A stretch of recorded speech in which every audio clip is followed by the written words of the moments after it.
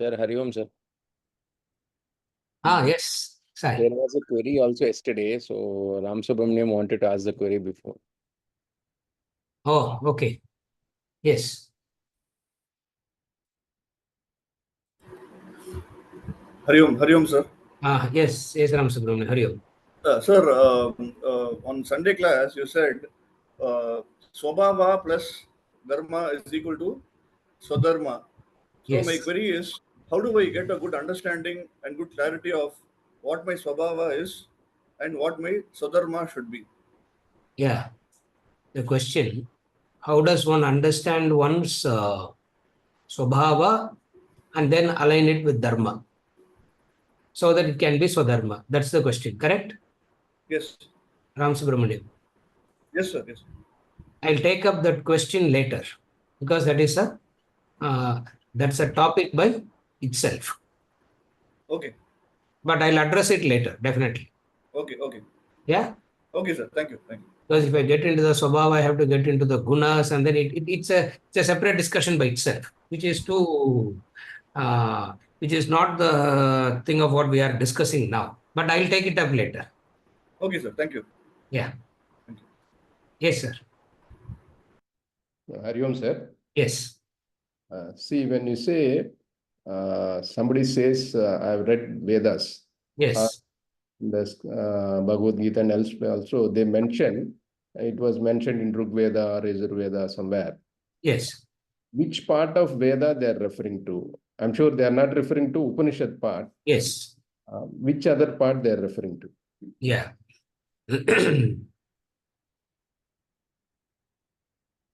Whenever people talk about Vedas, this is said in the Veda. This is said in the Veda when they say 95% they don't mean the Upanishads. You are right. Yes, sir. They don't mean the Upanishad. It will be in the Samhita portions, compilations. It will predominantly, most of it will come in the Samhita portions of the Vedas. Samhita means compilations. Like, even the session here, we started by talking Taittiriya Samhita, Anuvaka, and then we moved on to Taittiriya Upanishad. Actual Upanishad starts from part 2 only. Bhriguvalli, Anandavalli, the Upanishad starts. Sikshavalli is considered as Upanishad because it brings a link between the Samhita and the Upanishad. So whenever people say I have read the Vedas, predominantly they mean the Samhita portion. Sir. Which portion of it they will not be able to say because they have actually heard it somewhere.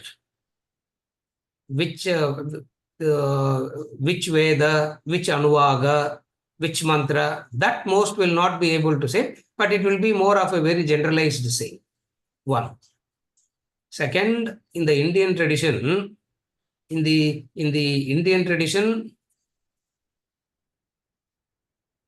anything that anybody wants to say, they say it is in the Vedas. Because you can find a reference in the Vedas to that.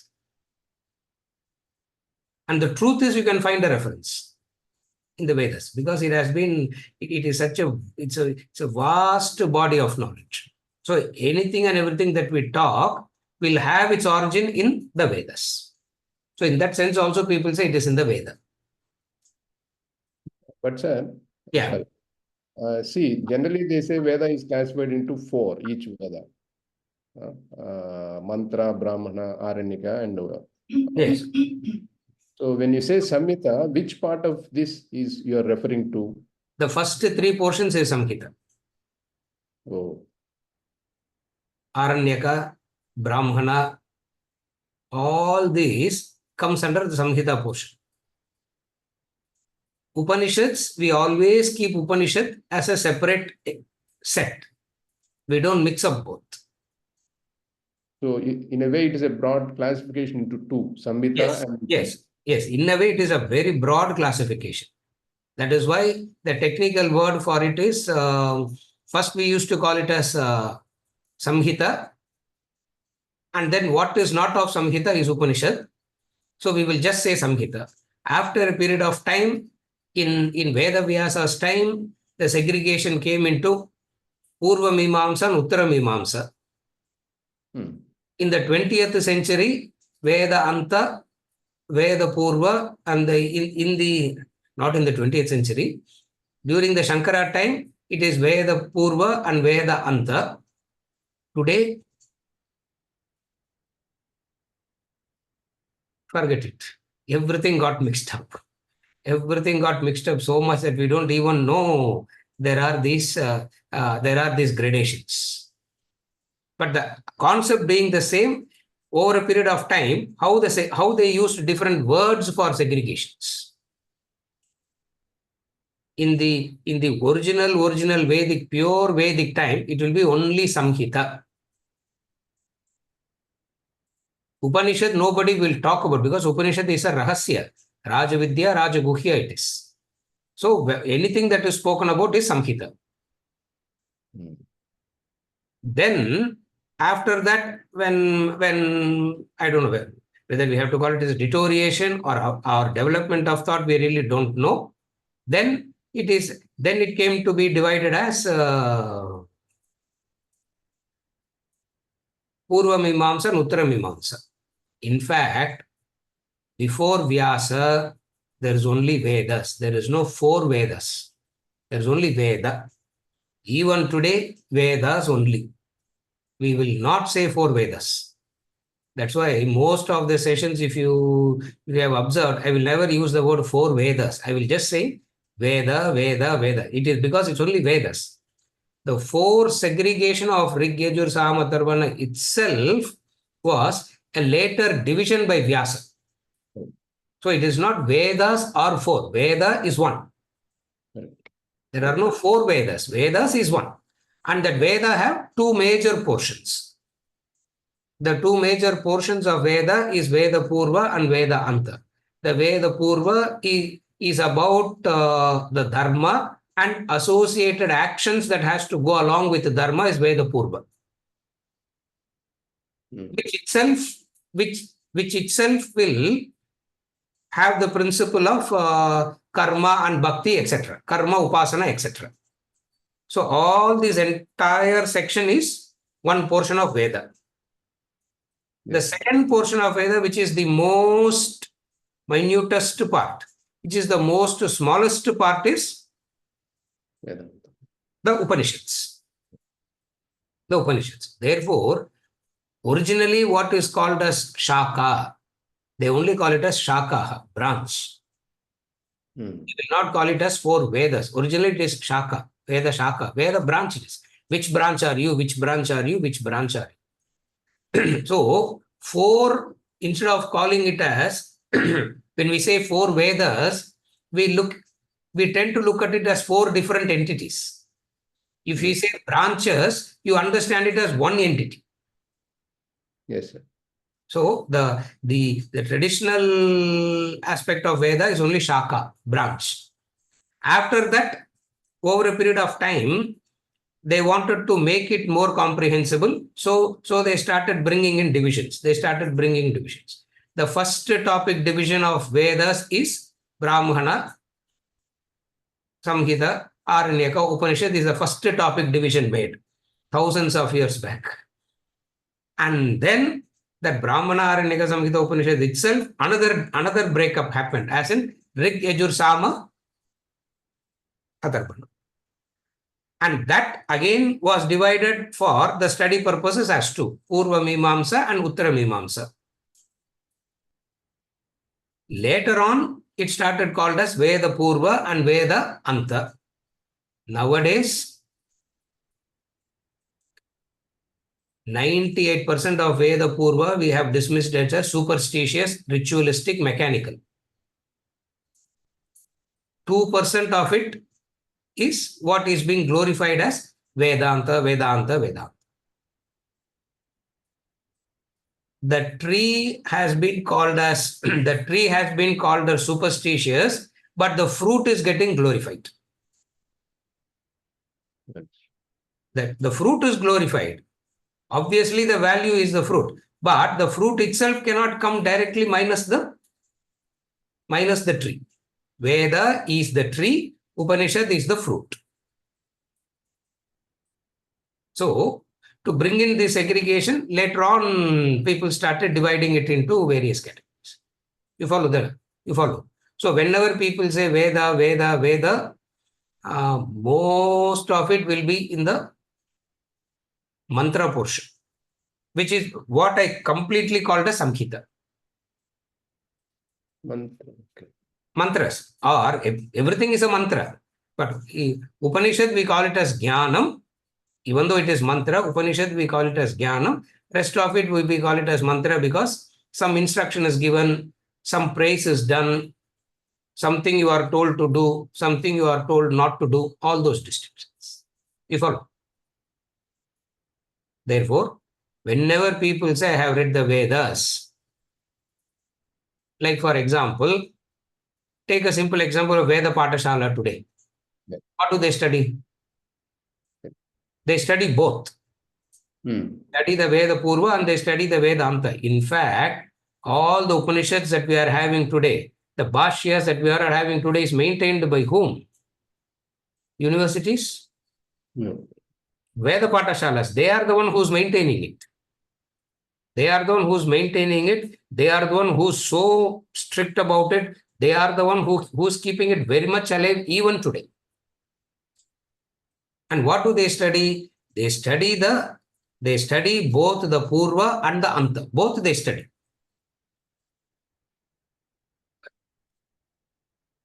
There, they tell people, forget Vedanta. Put Goshtiyar, there is no Vedanta. There is no Goshti Vedanta class. This is a Goshti Vedanta class, no? Means, About 20 of us are sitting and talking. There is no Goshti Vedanta class. Vedanta class is one or two, that's all. 1, 2, 3, that's all. Therefore, the Vedic schools today, the Gurukulas today, the Veda Patashalas today are the ones who's maintaining the Vedas, the Bhash, everything is maintained only by them. They will never come into Vedanta practice because they are told very clearly, stick to the Veda Purva, Dharma, mature. Don't go into Vedanta. Don't go into Vedanta. Even today, some of the people that I go to study. I go to study with these people. They look at me and say, Vedanta, you are all teaching to people. First question they ask me is that. I said, don't start politics, I'll tell them. I said, Namaskara, politics, that is, don't start politics. I have come to study with you, I will say. Because so genuinely they ask me, you all teach Vedanta to everybody? I say, no, I don't teach Vedanta because I know Naraka Bhayam I have, I say. I don't teach Vedanta because I have the Naraka Bhayam. Who doesn't have Naraka Bhayam will teach Vedanta. I have lot of Naraka Bhayam. Therefore, I don't teach Vedanta. No, Mama, I will say. You follow? Because the tradition is so clear. When I say so clear, the sequence for them is very clear. It is like your worldly education system is so clear, no? Your worldly education system, scholastic education system is very clear about the sequence, isn't it? Do they make a chivda of everything and they teach? They don't, isn't it? That which we accept as scientific there, when they say this is how it has to be studied here, we say you are being very discriminatory. But anyway, we are all very smart, intelligent people, know what to do. You follow? So when they say Vedas, they mean everything together.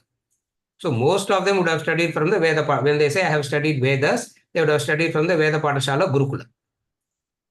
And they say I have studied the Veda means some portion of some shaka they would have studied, some portion they would have studied. Which they mean it.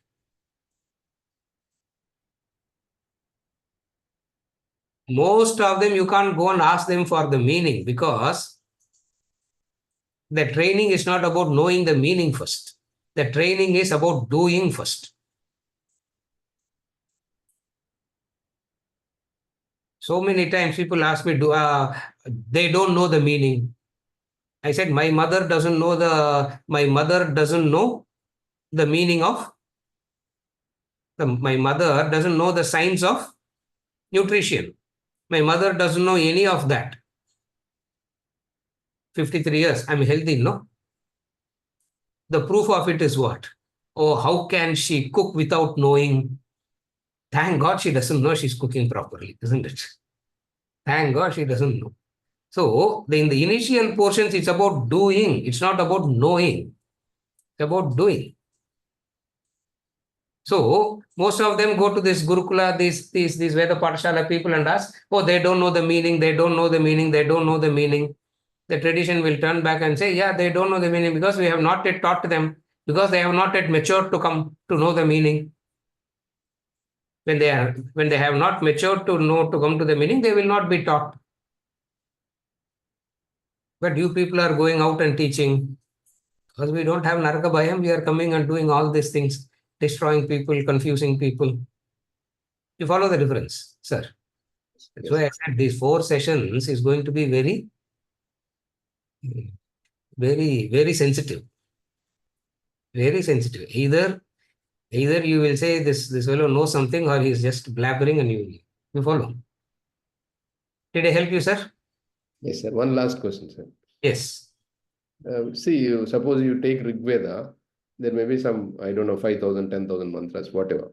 Yes. So Rig Veda, you have Aitreya Upanishad. Yes. There is Aitreya Samhita also. Mm. It's attributed to, say, Aitreya Rishi. Yes. Entire Rig Veda is not, I shouldn't say composed, is Yes. attributed to one Rishi. No, there may be No. many Rishis. Many rishis. Many rishis. Then what is this Aitreya Samhita? One particular shaka it is. Oh. It is one particular shaka. It's one particular branch. See, one particular branch has produced a beautiful fruit. That is Aitreya Rishi. Another branch has produced another beautiful fruit. Mundaka Rishi. Okay. Mundaka Rishi. So each and every shaka has produced one fruit. And valuing the fruit, we name the branch on that Rishi. But it is not one. Like, for example, Taittiriya, we don't even know the Rishi. There is no Rishi by name Taittiriya here. Similarly, very few are known by the Rishi's name. Most of it are not known by the Rishi's name. Correct. Very few are known by the Rishis. Most of it are not known by the Rishis. You follow? So it is a compilation. That's why I call it a Samhita. And the very word Samhita itself means compilation. Contributed by many Rishis. Yes, compilation. So these Rishis will, whatever the previous generation has compiled, they will pass it on to the next generation. And there will be an enlightened Rishi in this generation that gets added to the Veda. That gets added to the Veda. That gets added to the Veda. So Veda is a dynamic, evolving book. Veda is not a fixed 18 chapters of Bhagavad Gita where nothing can be added or deleted. It is not like that. Veda is an evolving, dynamic book. That is why from the Vedic tradition alone, we are able to absorb all other traditions and quote them also. We can quote the Bhagavad Gita, we can quote the Bible, we can quote the Quran, we can quote the atheist. We can quote even Marx, no? Karl Marx also we can quote. Because Veda is a dynamic, evolving book like science. All other books are fixed. The verses are fixed. Like, nobody can go and add any more verse to Bhagavad Gita. Nobody can go and add any more verse to Bible or Quran. But Veda is not like that. Upanishad is not like that. That is why 108 traditional Upanishads, there are 356 Upanishads now.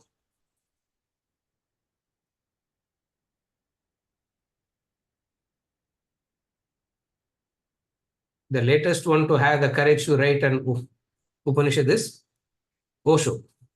Osho Upanishad. I said, wow, what a courage that man has to do that. It means it's a dynamic, evolving book, Veda. Whereas all other literature have fixed number of verses. Veda is not like that. Some portion go out of existence. That portion that goes out of existence, another rishi will come in the next generation and bring it back. So it's a vast, it's a beautiful evolving. I won't say even the word evolution is the wrong word.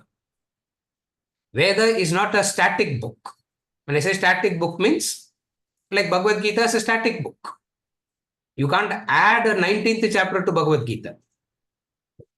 But Upanishad I can add. I can add the 357th Upanishad I can add. Yes. You follow the difference?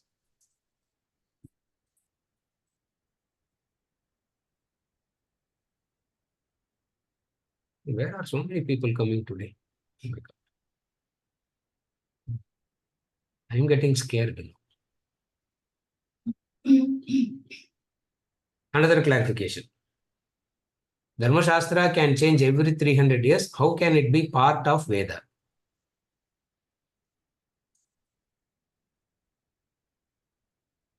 The Nibandhas of the Vedas keep changing. The Dharma Sutra and Dharma Shastra doesn't change. The Nibandhas change, which I'm going to talk about tomorrow. The Nibandhas change. But the Sutra and the Shastra don't change. The Nibandhas change. When I say the Nibandhas change, according to the society that is changing, certain practices also they change. According to the society that is changing, some practices they change. That is Nibandha, that keeps changing. But Dharma Shastra and Dharma Sutra, no, they don't change. They remain the same. Nibandhas keeps changing. What is that? I'm going to talk about it. Is it okay, Ma? Yeah.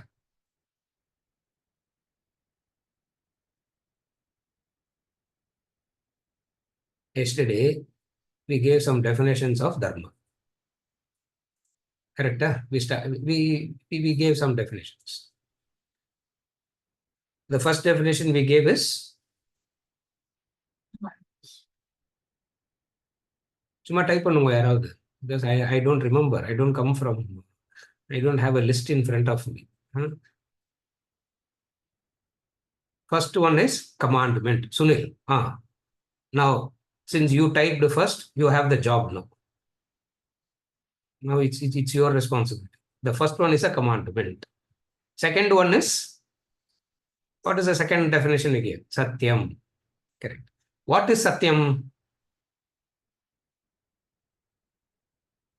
That which exists independently, that which can exist independent, that which has an independent existence is called Satyam. The meaning of the word Satyam. Satyam doesn't mean truth.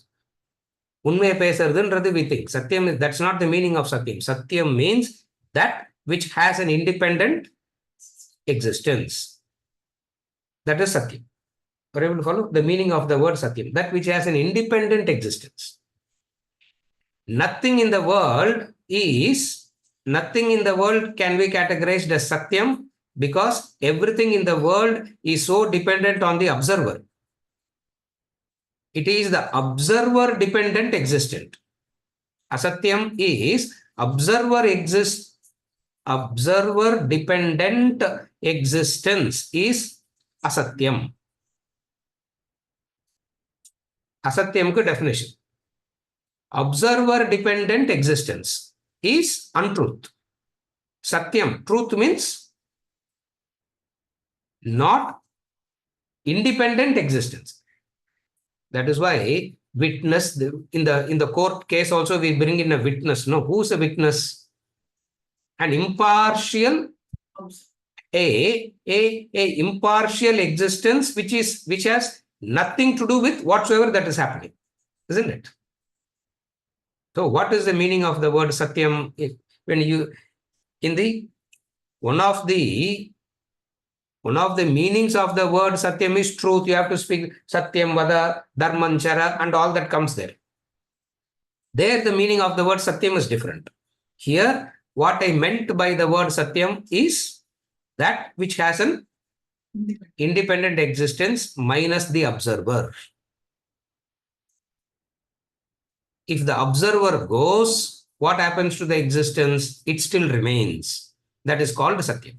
So Dharma is Satyam because if the entire humanity turns back and says, we don't believe in it, we don't agree to it, can we bring in an amendment and remove Dharma? Humanity we can have a world election, let us say, global election. And all 8 billion has voted. For what? We don't believe in Dharma Shastra, it is gone. Now, we don't believe in Dharma. Will Dharma go out like that? Will Dharma leave? Can a group of people get together and take it out? Parliament, 2/3 majority I have. Therefore, remove. Can it be done like that? No. Since nothing can be done about it, because why nothing can be done about it? It has an independent existence. Because it has an independent existence, nothing can be done about it. Therefore, that which has an independent existence and you can't do anything about it is called Satyam. That is that. That's the second meaning of the word. Is the meaning of the is Satyam okay? Yesterday, I didn't give this definition. I just said Satyam and I moved. Because Vedanta people, this definition should be understood. No? The observer, existence, all that. You understand? But again, it is very important. Satyam means that which exists independent. Satyam is the law that governs the creation. Dharma is the law that governs the creation. In that sense, it is Satyam.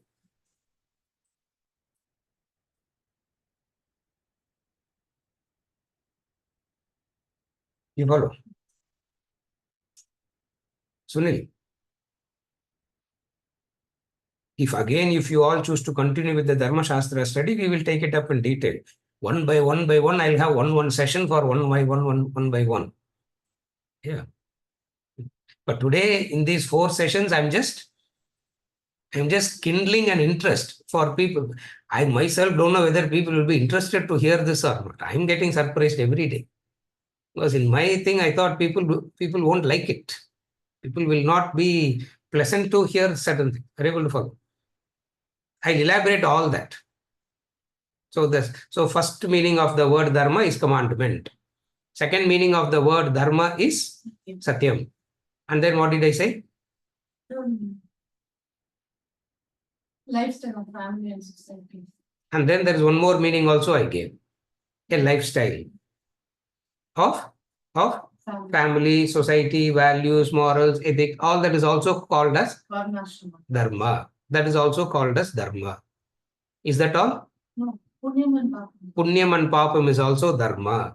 Punyam and Papa is nothing but the consequences of the action. Therefore, Dharma is the law that decides the consequences of the action. Dharma is the law that decides the consequences of the action. Doer doesn't decide, we say, no? Then who decides the consequences of that? Dharma decides. So, Punyam and Papam is the consequences of the action as decided by the law. That is another meaning of the word Dharma. These are all the meanings we gave yesterday.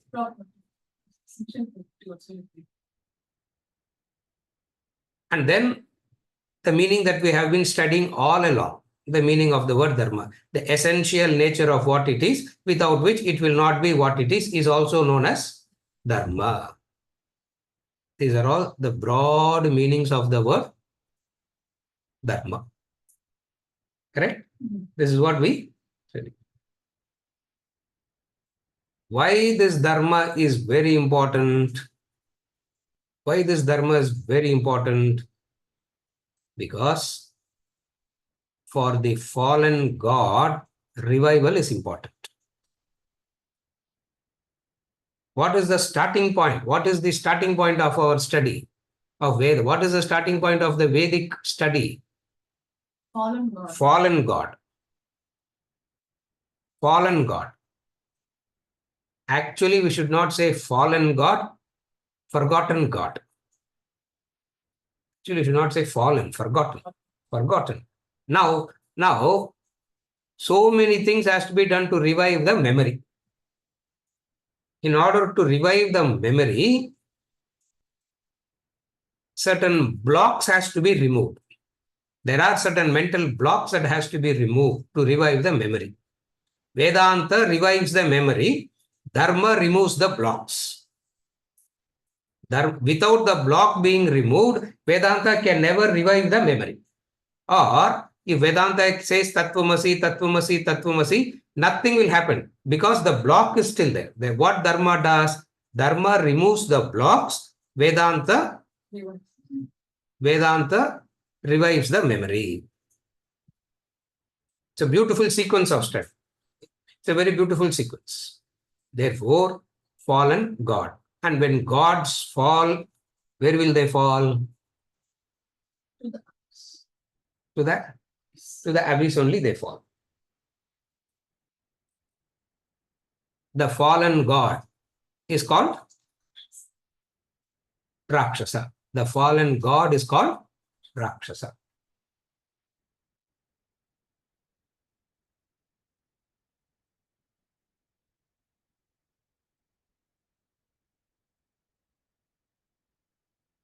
What is the nature of Rakshasa? What is the nature of the Rakshasa?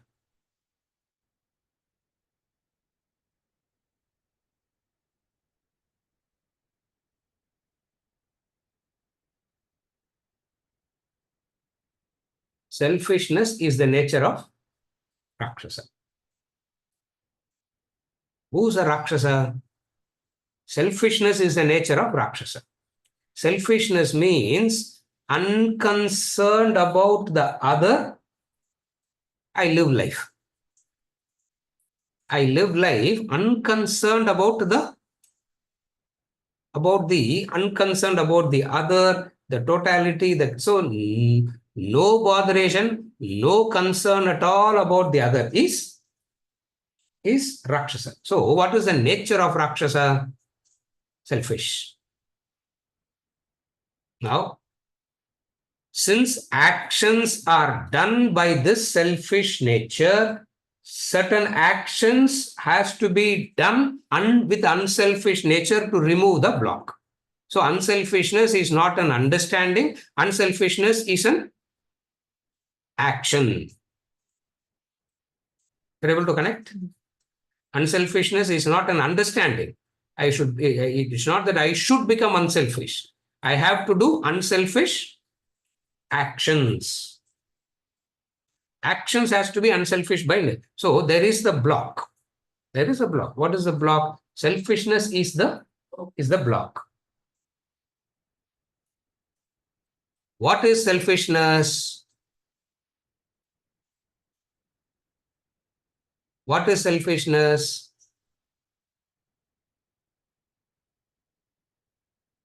I am supreme. I know. I know what is right. I know what is wrong. I know what is good for me. I know what is good for everybody.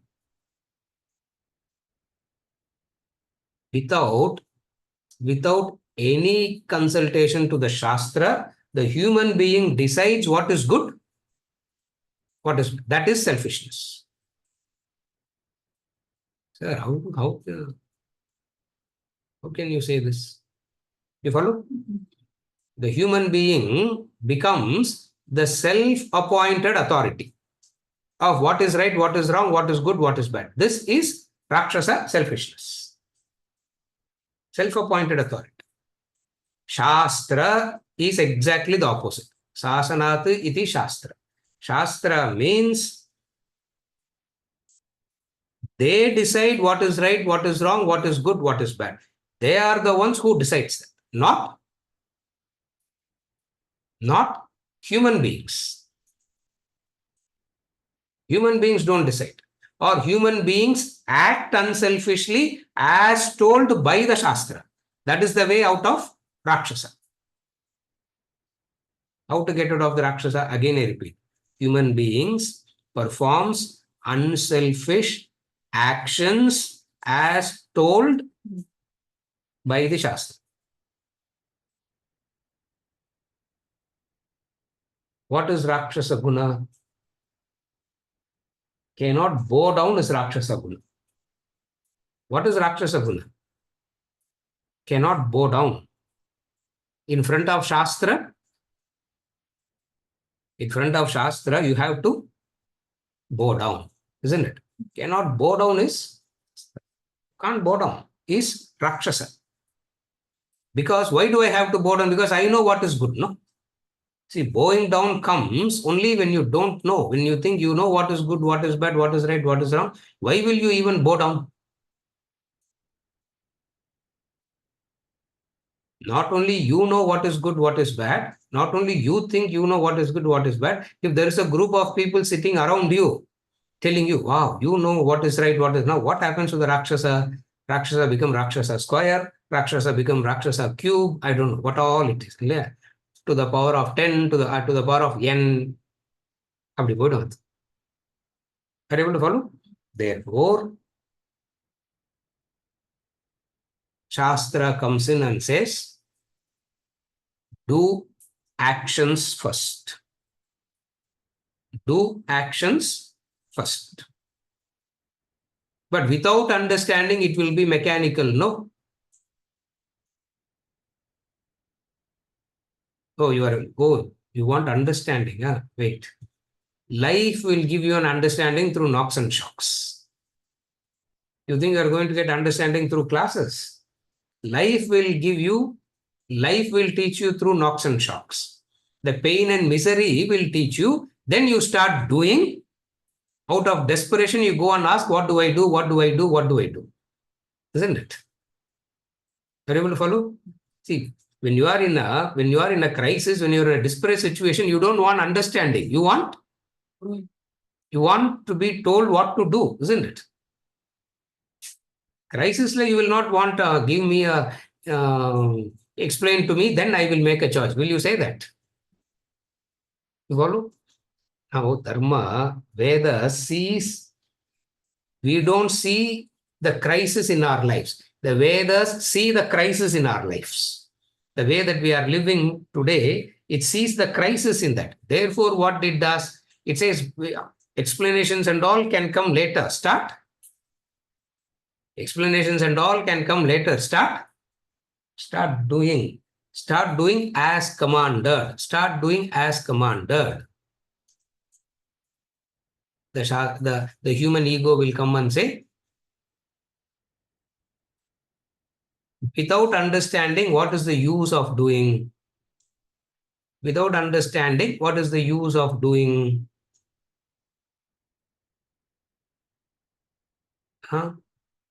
law of karma says doing is the benefit. Understanding is for transcendence. If you want benefit to do, law of karma doesn't worry about understanding, doing and all. Karma says if you are doing it, you get the benefit. So do it first. Do it and gather punya. Gather some maturity, gain some maturity, and then with that maturity, do vichara and all that. Even before maturity, what vichara can be done? What inquiry can be done? Okay, you can do inquiry, but that inquiry will be of no meaning, isn't it? That inquiry of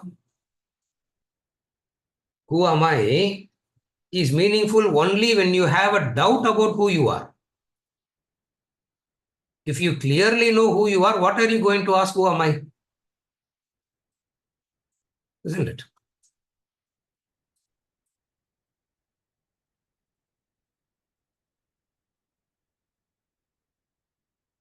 I felt like saying, In the Ramana ashram, I felt like saying that twice.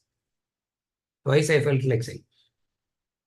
If somebody says, I want to come there, and then you ask for their ID card, and then you ask, what is your name, what is all that? And supposing the person says, I don't know all that, I'm coming here only to find that out, what will you do with that fellow?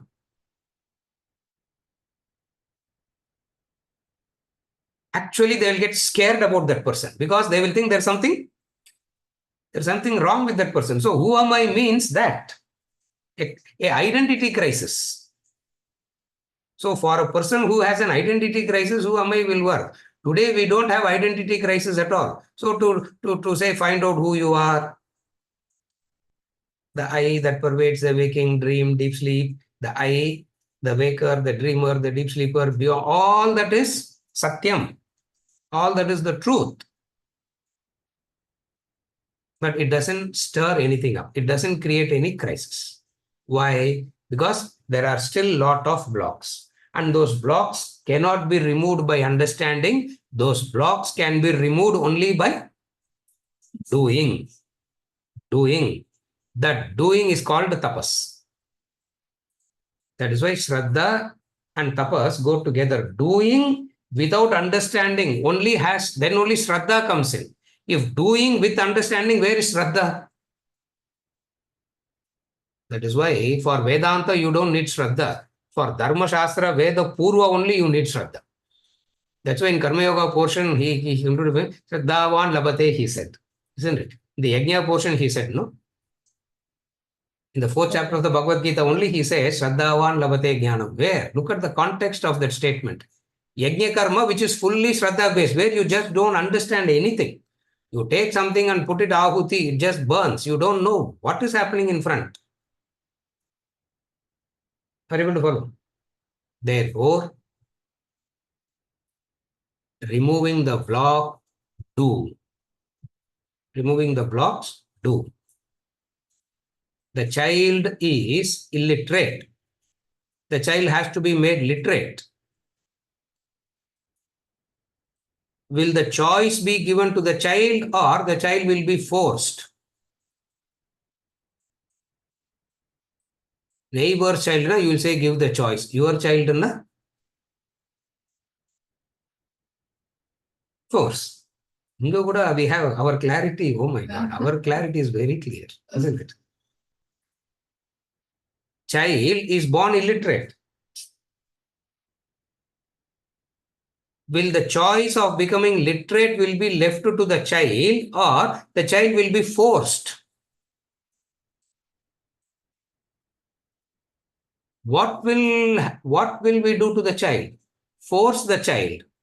And for the force, when it grows up, it will be grateful. You force the child. And for that, it will be grateful. Isn't it? My father forced me into that school. Now I am grateful. At that time, I wasn't grateful at all. Now I am so grateful. You're able to understand the difference. So it means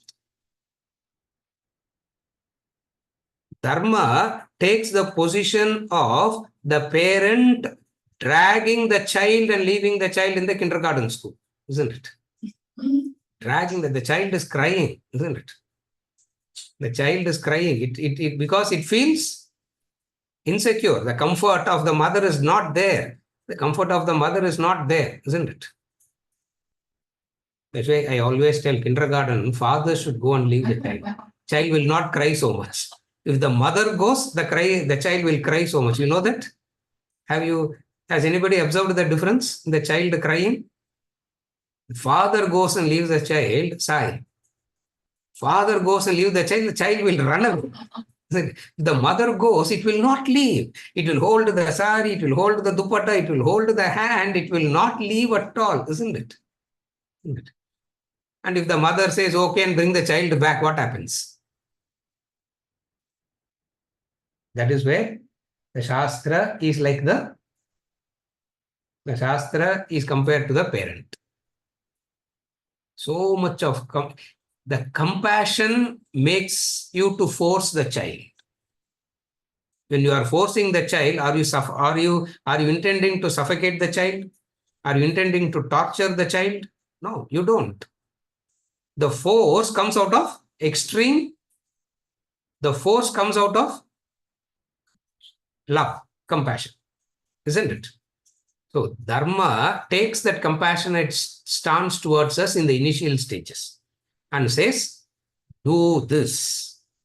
So there will be a rigidity here. There will be a rigidity in Dharma Shastra. In Vedanta, that rigidity will be broken in Vedanta. Rigidity will be given in Dharma Shastra and Vedanta will break that rigidity. Now, rigidity, freedom is a tremendous responsibility. Freedom is a tremendous responsibility. You cannot give freedom to the one who is not matured. Correct? You can't give freedom to the one who is not matured. So, Dharma takes that stance. Being that a tremendous responsibility, you don't choose, you do as you are told. You do as you are told. Therefore, a beautiful sequence of, you follow? That is called Shastra. Now, two words we have to understand. One is the Sutra and another is the Shastra. Two words. One is Sutra and another is Shastra. First, I'll define Sutra.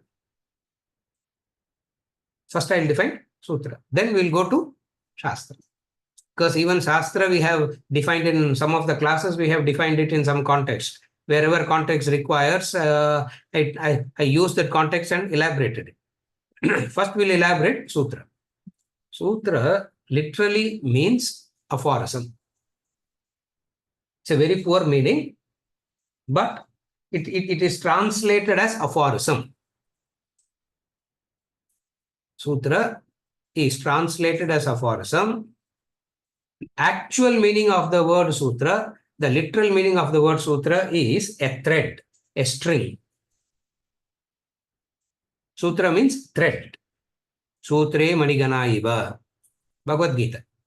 I am the string that holds the beads together. So that Sutra is the string. Sutre manigana iva, he says no in Bhagavad Gita. So what does Sutra means? Sutra means the string, the thread. The string means it is there to hold something together. So the very meaning of the very meaning of the word thread means the purpose of it is to hold it together. Therefore, what is Sutra means? Sutra is that which strings together the important ideas and manifold thoughts, make it a sequence. That is a Sutra. So, various thoughts, ideas are taken and strung together is called a Sutra. So, teaching always starts with the Sutras first. Dharma Sutras. Then elaboration of it will be Dharma Shastra. The third category is Nibandhas. Nibandhas means actual commandment of what to do, what not to do. And whenever people criticize, they take the Nibandhas and they criticize it.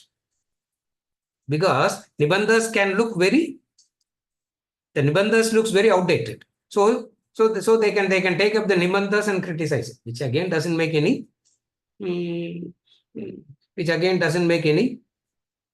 sense at all. Because Nibandhas is Desha Kala Patra. Desha Kala Patra means time, place and situation. So when the time and place and situation and person changes, the Nibandhas also will change. But who will tell you it has changed?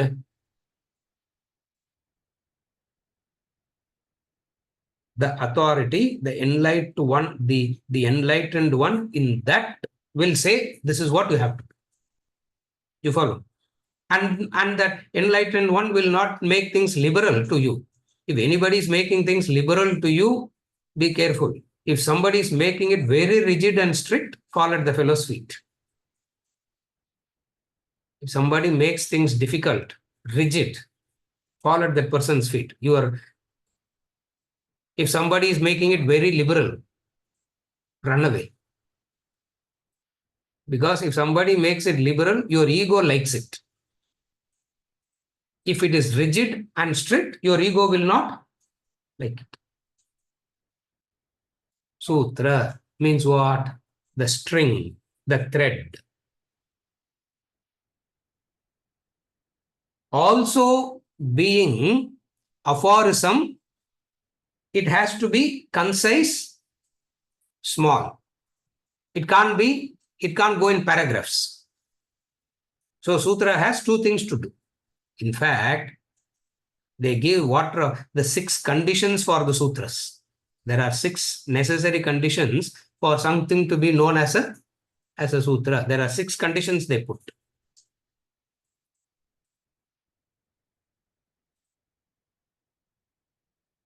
The first condition for the sutra is, I'll give the Sanskrit meaning and then I'll give the English meaning. The first meaning of the word, the first condition to be known as a sutra is alpa aksharam. Alpa aksharam. Alpa aksharam na Ram Subramaniam. நம்ம தமிழ்ல சொல்ற அல்பம் கிடையாது இல்லையா? தமிழ்ல சொல்ற alpha means alpha அக்ஷரம். Made of few words. Each and every alphabet must be measured. You can't go into 1.5 hours discourse. Alpa aksharam. It should be made of a few words. First meaning of the word, first indicator of the sutra is that. Second, few words has to be clear and unambiguous. It has to be clear. Asandigdam. Asandigdam means and the sandhi combinations எல்லாம் போட்டு குழப்பக்கூடாது. Sandhi combinations எல்லாம் போட்டு it should not be confusing. It should be asandigdam. Tat tvam asi. Sutra it is. Tat tvam asi. What is the confusion in that? Aham Brahma asmi. Alpakshara. Concise and ambiguous. The meaning is very clear. Saravat. Saravat means the essence. It has to have the sara in it. It has to have that essence.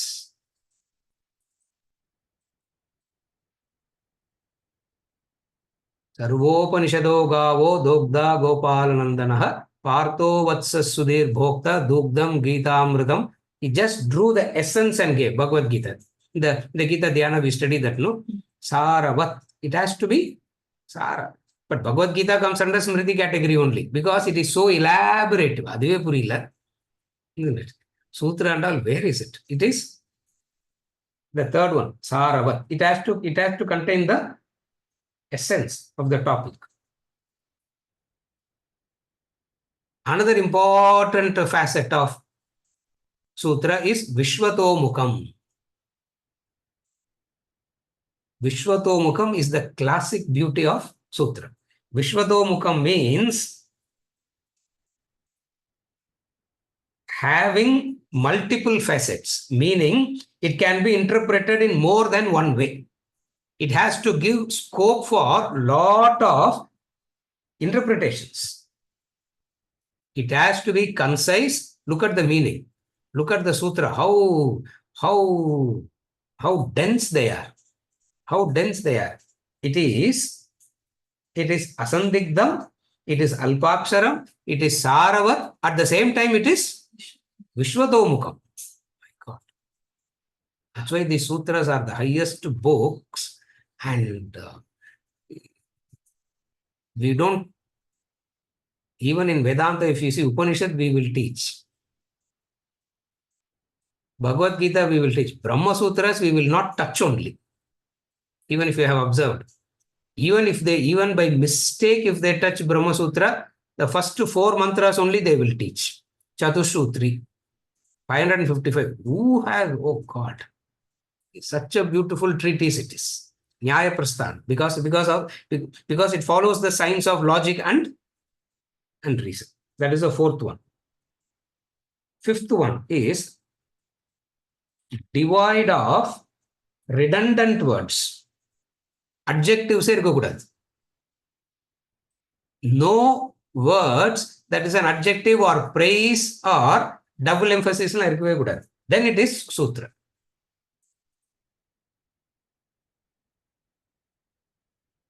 That's why in the Clearer Thinking book he says, remove all the adjectives in our conversation, we will be talking only 4 words.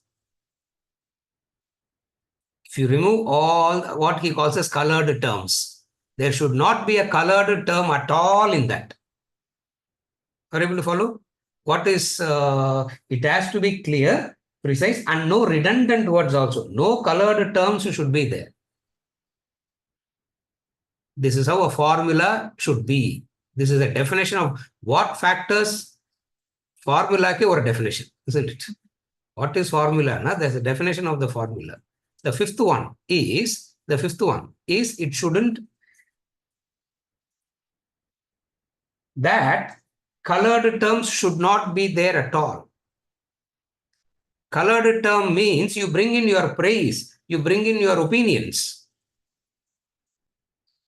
So whenever we say something, very difficult to be precisely be factual. We necessarily have to bring in colored terms. So the 5th meaning of the word sutra is that. The Sanskrit meaning of that is ashtobam. Astobam. That meaning should not be there. That what do you call that? It's not a Sahasranama. It is not praising. It's not a stuti.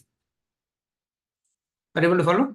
It should not be a stuti. What it means is it should not be a stuti. Colored terms means stuti.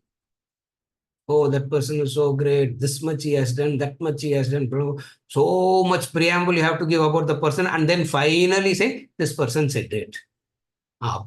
Then only we like it, isn't it? Because we go by that. Brahma Sutra, the Sutra are exactly the opposite of it.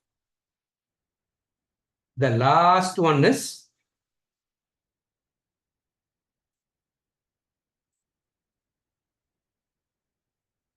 faultless in the construction. Faultless in the construction of the sentence and its meaning. It means it should be grammatically also. It should be very correct grammatically also. It's called anavadyam. All these 6, when it goes together, it can be called as a sutra. So, Dharma has a book called Dharma Sutra.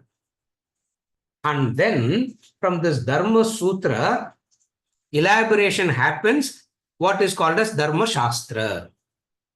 So, when the sutra is elaborated, it becomes a Shastra.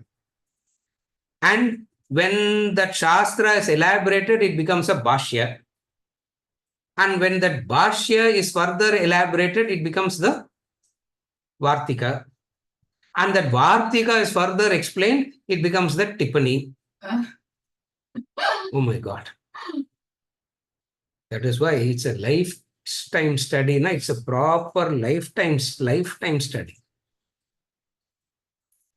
Which 98% of the humanity cannot do.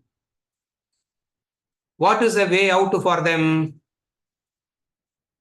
Nibandhas will be given, do this, a set of guidelines will be given, and by following the guidelines, the fallen God memory gets revived. Don't lose that. Don't lose the track. That's why I'm like a Shruti, you have to keep going back to that. So 100% of the humanity has to be resurrected. That is the vision of the Veda. Everybody has to get to that state of saying Aham Brahmasmi. That is the vision of the Veda. A small minority, 1% can sit and do this. Sutra, Smriti, Bhashya. Yeah. Bhashya or Vartika, isn't it? Shankara wrote a Bhashya. For the Bhashya of Shankara, Sureshwaracharya wrote a explanatory notes. Like, for example, fall of human intellect. How much time it will take for you to read through the book? How much time it will take for you to read through the book? Pune Erna Chennai land arthukula, you can finish the book. If you board the flight in Pune, it's a 1 hour flight. By the time you land in Chennai, you would have finished the book. 40 classes, even 30% of the book is not yet covered. Yeah. That is called Tippani. Yeah. That's number பண்றதெல்லாம் Tippani வேலை தான். That's why, yeah. In the olden generation, vocabulary they say, Appani Tippani fellows, they say, isn't it? Appani Tippani fellows, they say. We all Tippani work we are doing. Because it has so much of meaning in it. Somebody sits and unpacks it. When they sit and unpack it, this is the crux of the discussion for today. When they unpack it, you get a conviction on the person who's unpacking it for you, not on the knowledge. Carefully follow. When somebody is unpacking it, the conviction goes on the person who's unpacking it for you. Therefore, you will be able to receive the command and do. Therefore, you will be able to receive it as a command and do. You follow? So, Dharma Shastra elaborates it so much so that you can do that. Dharma Shastra elaborates it so much. Now, Sutra is done. Shastra now. What is the meaning of the word Shastra? Sasanat iti Shastra. Shasanamna Tamilla Kattalai Nartham. In Tamil, it is called Kattalai Nartham. Hindi la what will you say? Shasana. Adive Hindi dana.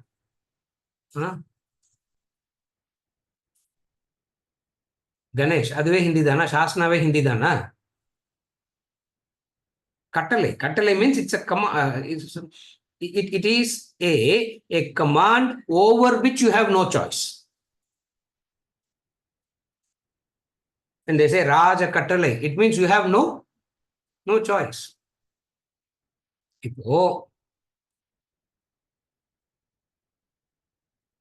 Income tax katlana punishment madri vote podlana punishment na it is a kattalai, isn't it?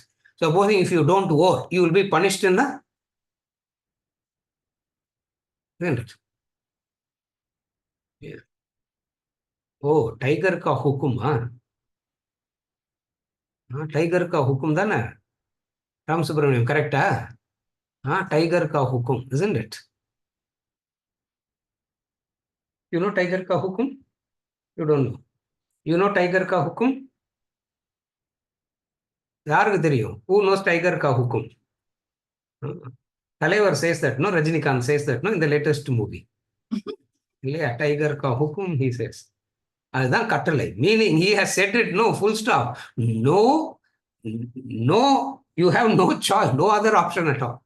You follow? Tiger, he comes and says that, no? Flashback la.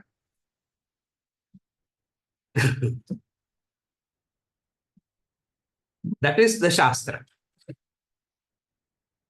Meaning, it tells you the command, not only tells you the command, it tells you benefit of following, punishment of not following. So it's not only gives the command, carefully follow what Shastra does.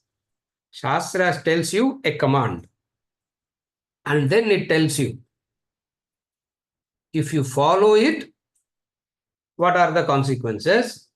Benefits. If you follow it, what are the benefits? If you don't follow, what is the punishment? What is the punishment? It tells you the punishment. And if you look at the Dharma Shastra books, the punishment portions will run into 85% of the literature. All violations are there, isn't it? See, if the punishment portions of the constitution is 85%, what does it actually mean? In so many ways, the mind will want to violate it. And for each and every violation, there will be a punishment. So for each and every violation, there will be a corresponding direct punishment. Vedanta as a rule comes and says you will be mentally disturbed. That's all.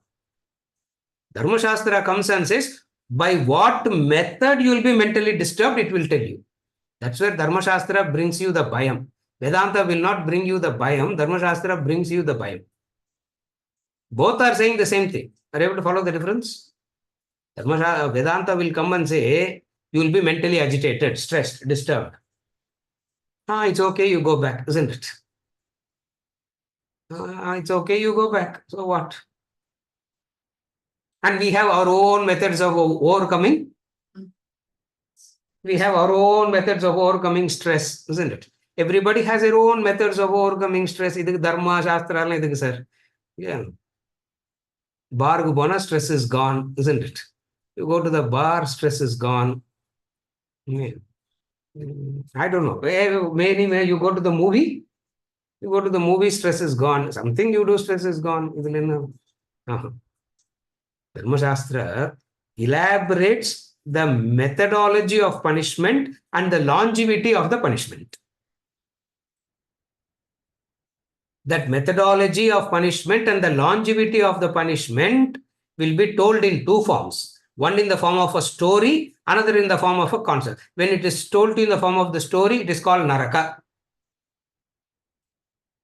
The methodology of punishment and the longevity of punishment. Isn't it? Because judgment has to give you that. No, the judge has to tell you this. No. Judge will tell you, this you have to do for this many years. That's the judgment, isn't it? You have made a mistake, but you choose, you do. Who will want to choose anything? Isn't it? So choice is not give the, so it is not, the choice is not left to you. So two things it does. Two ways. What are the two things? It has to say the methodology of punishment, and also it has to talk about the longevity of the punishment. Why? The methodology of punishment and the longevity of the punishment is only to revive the memory back. For what? For what punishment is given?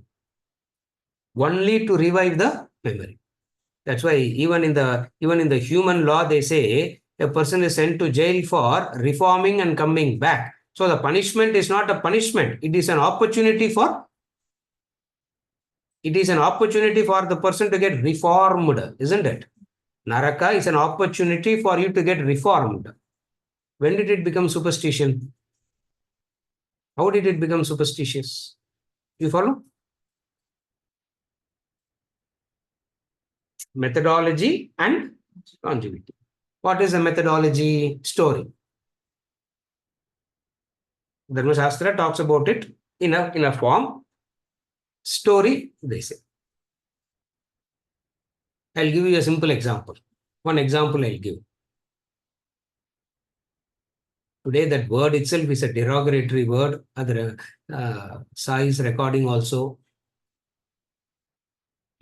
Very derogatory word. We should not use that word. That too in this country, we should not use it. And that too in this state, use Manu Dharma Shastra, isn't it? Manu Dharma Shastra, and the word is because constitutionally you have to I don't know what all the beautiful explanation of it's a constitution. Punishment is defined. 85% of that talks about punishment. You follow? An example.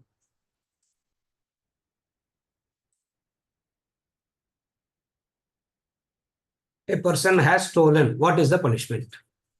For stealing, what is the punishment? For stealing, what is the punishment? Dharma Shastra says, your question is wrong. Because you can't ask a question like that. Show the person and then ask the question. Show the person and then ask the question. This person has stolen, what is the punishment? Then answer can be given. Because punishment varies for stealing. For one set of people, forgive that fellow. Forgive that fellow. Warn him and forgive him. Anyway, next time, forgive that fellow. Next time, don't do it. For one set. For another set,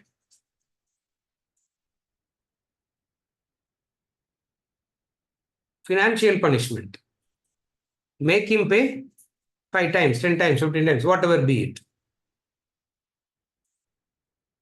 For another set, insult him.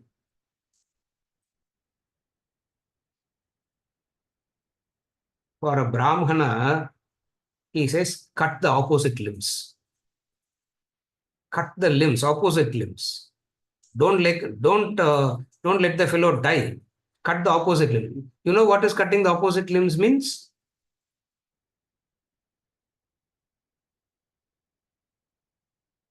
Right hand and left leg. Cut that fellow. For stealing, Dharma says, yes. Why?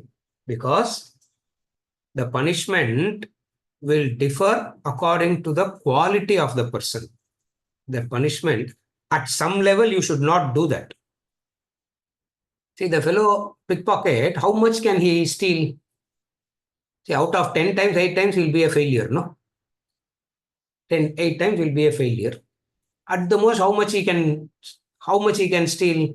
100 rupees he can steal, 1000 rupees he can steal. That's all you can steal. Poor fellow. Beat him up and make him forgive that fellow. Poor fellow.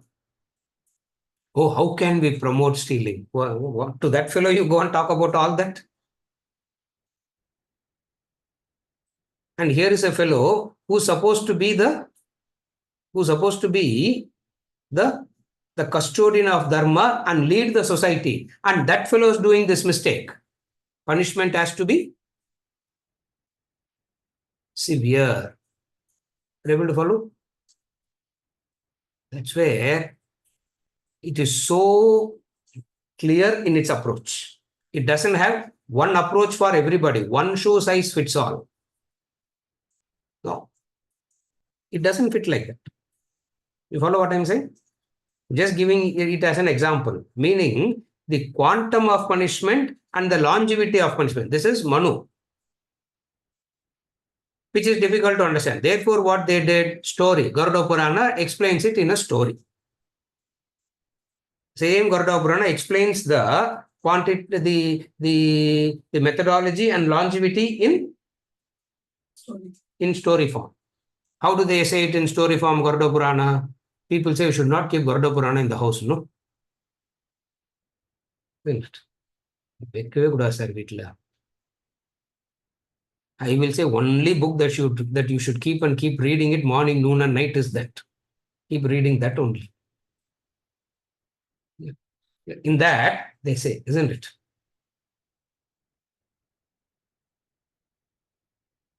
You'll be poked and poked and poked and poked and poked. Continuously, you'll be poked. And one more poke, you will die. I don't know what happens if you die there. Where will we go? We don't know. They will stop at that point. They will stop.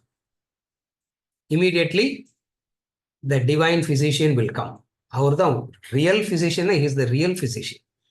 He will come, he will apply the bombs, everything. You will get cured in an instant. Only to go through the poking again and again and again. Child will develop this and be very careful. Grown up will laugh at it and say, "Idella Amar Chitra Katha story, sir." Because through telescope we have seen there is no Naraka anywhere. Nobody pokes anybody like that. You follow? What is the Shastra now? Sasanati iti Shastra. And what that Shastra does, it does two things. It gives a command. It gives, if you obey the command, the consequences. If you violate the command, the punishment. Therefore, what will you do? You will start living life according to Dharma. And when you start living this life according to Dharma, Dharma not what you think. Dharma, as told in the Shastra, there is the maturity. Sadhana Chatushtaya Sampat, Brahma Vichara, Aham Brahmasmi. Don't forget that link. Dharma Shastra doesn't take away that link. It only says it's a very vital factor to bring in the maturity. That link is still the same. That link doesn't change because that's a Vedic link itself. How can the Vedic link goes? We can ask, sir, why do that? Why not straight away make us understand and vichara? Why not Brahma Vichara can be done straight away? Of course you can do. You can do a Vedanta course in a university and get a PhD certificate also. Of course you can do Brahma Vichara, but growth will not happen. Why? Because the blocks are not. So the two things, Sutra and Shastra. Then one more thing is Nibandhas, which we will touch upon tomorrow. And then we will conclude the introductory session with tomorrow. Sai, we will conclude tomorrow, please. Tell your boss. On my behalf, plead to your boss and we will conclude it by tomorrow. Next Janma will restart again. So Nibandhas we'll do tomorrow and see how Dharma has its own flexibility part also. How Dharma has its own little bit of leverage, little bit of flexibility in Nibandhas. We'll see that tomorrow and then we'll conclude the introduction to the. We meet tomorrow.